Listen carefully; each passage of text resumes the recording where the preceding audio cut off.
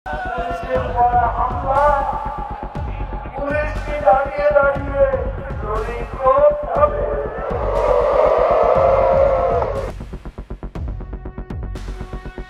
কয়েকদিনের ছাত্র জনতার গণ অভ্যুত্থানে শেখ হাসিনা সরকার পতনের পর থেকে দেশের সাবেক প্রভাবশালী আওয়ামী লীগ নেতা ও ক্ষমতাবানদের আটক করতে শুরু হয় জোর তৎপরতা।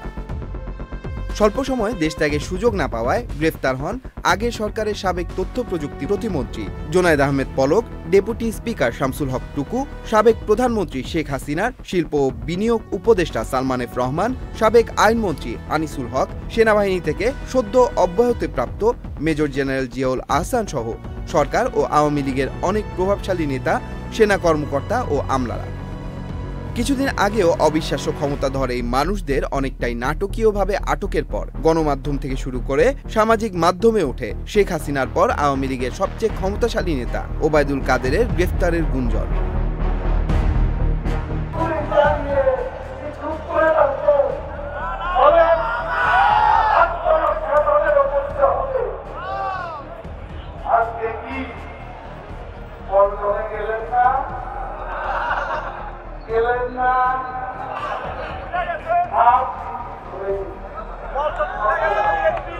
সম্প্রতি আওয়ামী লীগের সাধারণ সম্পাদকের গ্রেফতার হওয়ার একটি ছবি সামাজিক মাধ্যমে ব্যাপক ছড়িয়ে পড়ে। সালমান এফ রহমানের মতো প্রভাবশালীকে নাটকীয়ভাবে আটকের পর সেই ছবিটি নিয়ে তৈরি হয় মানুষের আগ্রহ। অনেকেই বলেছেন ছবিটিতে আটক সেই ব্যক্তি ওবায়দুল কাদের। যশোর থেকে তাকে গ্রেফতার করা হয়েছে বলে দাবি করা হয়। বলা হয় যে কোনো সময় তার গ্রেফতারের খবর সামনে চলে আসতে পারে। তবে যশোরের পুলিশ সুপার গণমাধ্যমকে জানান ওবায়দুল কাদেরের গ্রেফতারের কোনো তথ্য তাদের কাছে নেই। ওবায়দুল কাদের সহ ১৭ জন এমপি মন্ত্রী যশোরে আটকের বিষয়েও অস্বীকার করেন তিনি।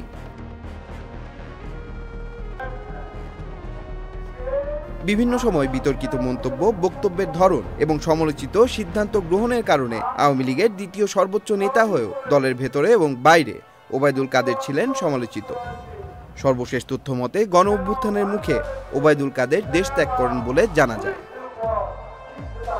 Tanmoy Mahmud, channel I online.